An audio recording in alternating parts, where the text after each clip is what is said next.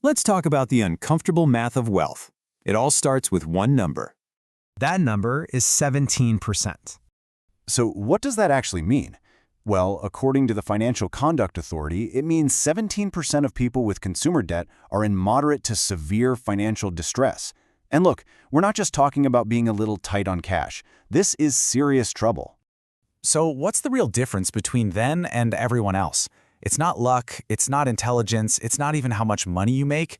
It almost always comes down to just one thing. One single number. And that's what we're going to break down right now. We're going to show you exactly what it is and why it might be the most important metric for your entire financial life. We all have this plan in our heads, right? Economists call it the life cycle model. It sounds so simple. When you're young, you borrow to invest in yourself, education, a house. Then, as your income grows, you pay it all down and save like crazy for retirement. Perfectly rational, but reality is a lot messier, isn't it? We get tangled in high-cost consumer debt, derailed by what they call self-control problems, and just like that, the plan, it completely falls apart. And that brings us to the first big idea. Most of us think a bigger paycheck is the ultimate shield against financial problems, but the data tells a completely different story. See, the metric that really matters is your debt-to-income ratio, or DTI. It's super simple. What percentage of your total monthly income gets eaten up by debt payments? This single number tells a way more accurate story than your salary ever could. And this right here is where that whole high-income myth just shatters.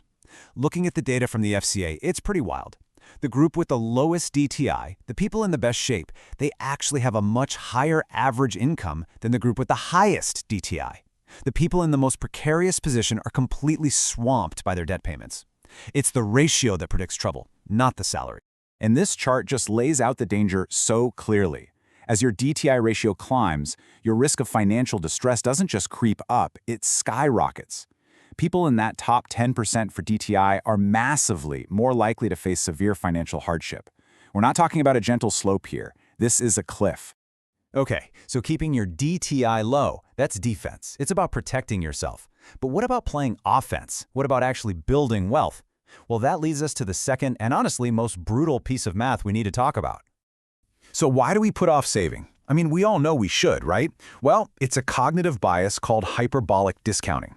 Our brains are basically wired to want a small reward right now way more than a much larger one later. The immediate satisfaction of spending just feels more real. And the math we're about to see shows just how devastating that impulse is. Let's run the numbers. If you start saving at age 35, you need to put away about 15% of your income for retirement. It's a challenge, for sure, but it's manageable. Wait, just 10 years and that number more than doubles. Now, at 45, you have to save a staggering 35% of your income to reach the same goal. The cost of that 1 decade of delay is absolutely enormous.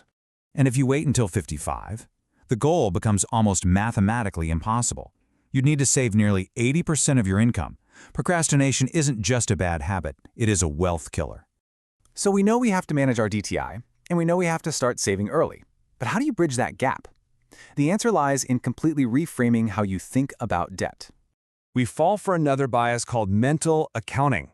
It's this weird thing our brains do where we treat money differently depending on its purpose. We feel like vacation debt is different from asset debt. But put simply, bad debt buys things that lose value. Good debt buys assets that are designed to grow in value. And the result of this thinking is stark. Based on Federal Reserve data, the median net worth of a homeowner is nearly 40 times higher than a renter's. This isn't just about houses. It's about using the right kind of debt to acquire assets that build wealth. And this is where it all comes together. Managing your DTI isn't just about avoiding financial distress. That's playing defense. The real goal is to play offense.